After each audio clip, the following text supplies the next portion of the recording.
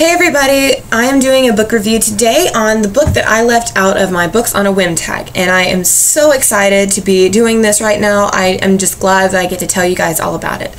I'm kind of nervous to reveal what it is because it's kind of been my little secret all along, but I really want more people to enjoy this book, and so without further ado, here's the book that I am raving about already, and y'all don't even know what it is. Blood Red Road by Moira Young. This book I read back in May, and it was just so good. It is I'd say it's my favorite book that I have read this year, and I hope that that doesn't change. It is just so good. A quick little plot.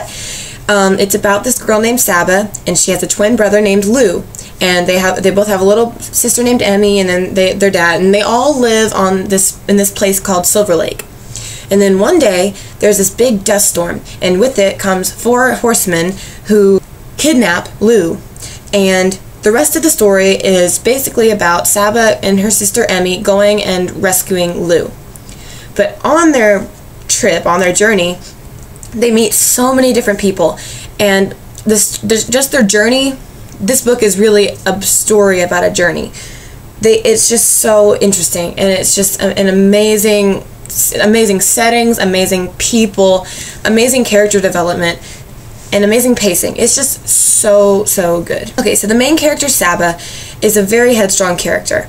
She loves her brother Lou more than anything else in this world, and that's really what drives her to actually go out and try and save him. If Emmy, her little sister, had been kidnapped, there wouldn't have been a story. Saba wouldn't have cared to go out and find her and bring her back, because Saba's mother died in childbirth with Emmy, and so she has that grudge with Emmy, and she does not like her. But then that goes back to character development, because that's in the very beginning. And in the very beginning, you're not supposed to like Saba. She's a very not likable character. She hates Emmy. She really does. But then throughout the story, as they go on their journey, Saba learns to love Emmy and like her, and at least just tolerate her at the very least.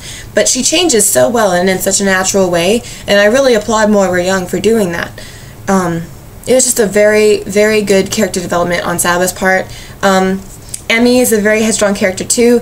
I think that the reason that they don't get along, besides the whole mom dying thing, is that they are both very similar. They're both very headstrong characters, and they don't want another person telling them what to do. Lou is a very,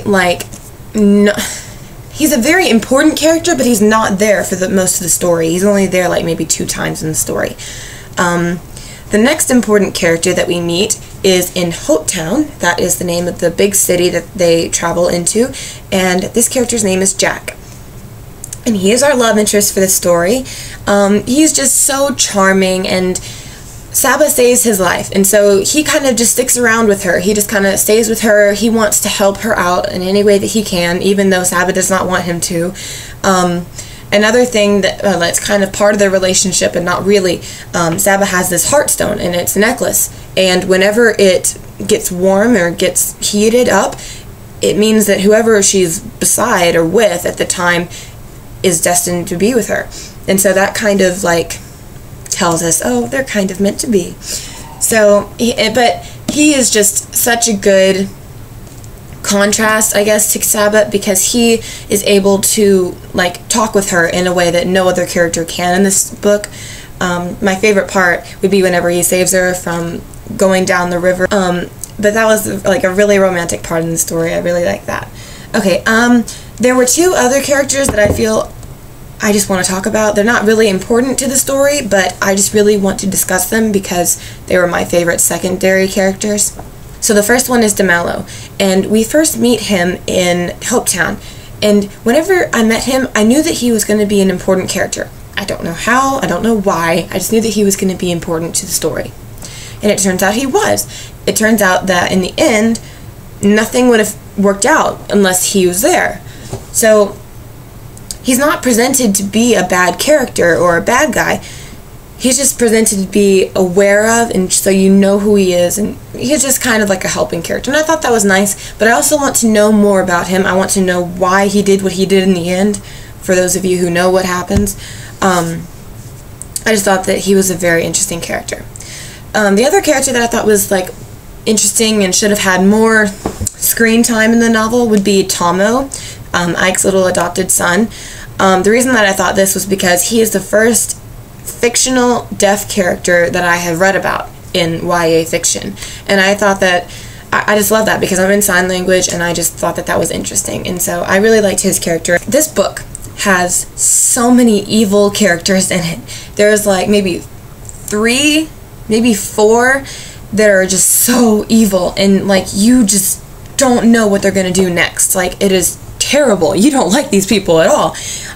Like, and the Taunton and Mr. and Miss Pinch and Vicar Pinch, they are terrible. You hate these people.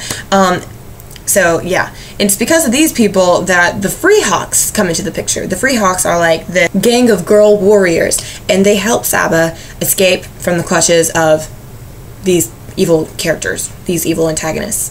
This book is just so, oh my goodness, incredible. The places that Moira Young illustrates, she is so, oh my goodness. I felt like I was there in every single chapter. From Silver Lake to Double Creek to Hopetown to the Black Mountains to Freedom Fields. I felt I was in all of those places, and they were so, wow. They were just so well developed. You felt like you were there. It was really, really good. Oh my goodness, I really don't know what else to say. Like, I have no cons with this book. One con that a lot of people have with this book is the writing style, but I really felt like that added to it. What it is she's writing in a dialect, and because Saba lives in this dystopian world and she doesn't have a school to go to, she doesn't know like how to speak properly or how to write properly, and so Moira Young translates that into her book. Like, she won't say is not, she'll say it ain't, or she doesn't say she has to, she says she gotta. Like, it's not subtle at all. It's like all throughout the book, and there are no quotation marks around around dialogue. But, and at first that bothered me, but as you read the story, it really it gives the book character, and you really learn to love it, and it's just so good. I mean, it's genius almost. It really gives the book a voice, and it gives Saba a voice, and you really get to know her character through that. And how about those hellworms? I hated them. Okay, they were creepy. They could have given me nightmares. Man, that was crazy. Okay, one thing that I loved was Saba's dreams. Like, every time she had a dream, you knew it meant something because it happened right afterwards. And I thought that was really cool. That was really cool incorporation. Go out and read this book. Read the book! Isn't that a pretty cover? This is the paperback version. The hardback cover is different. It's like white, and then it has a little bit of red here and there, and it's like a little girl walking right here. I like this one better. I'm glad I saw this whenever I did. My little story with this book, I was walking, I went to the store, and I was just walking down the book aisle, and I just saw one little copy sitting on the shelf. And I just thought it looked kind of cool, and so I picked it up and looked on the back. It was just amazing. Like, I was just immediately captured by the story and Saba's world, and I sat there on the floor, and it was me and my brother. He had like a Diary of a Wimpy Kid book, and I had this one, and we just both started reading, and we just sat there for like 30 minutes and started reading, and I'm like, okay, I have to buy this book. And so I'm so glad I did. That's kind of going back to the books on a Whim tag. It's so pretty. I love it. It's just such a good story. Okay, so yeah, Blood Red Road by Moira Young. Go and read it. Okay, so that about does it for this video. Subscribe, comment, thumbs up if you have read this book, or if you plan to read this book. I highly recommend it.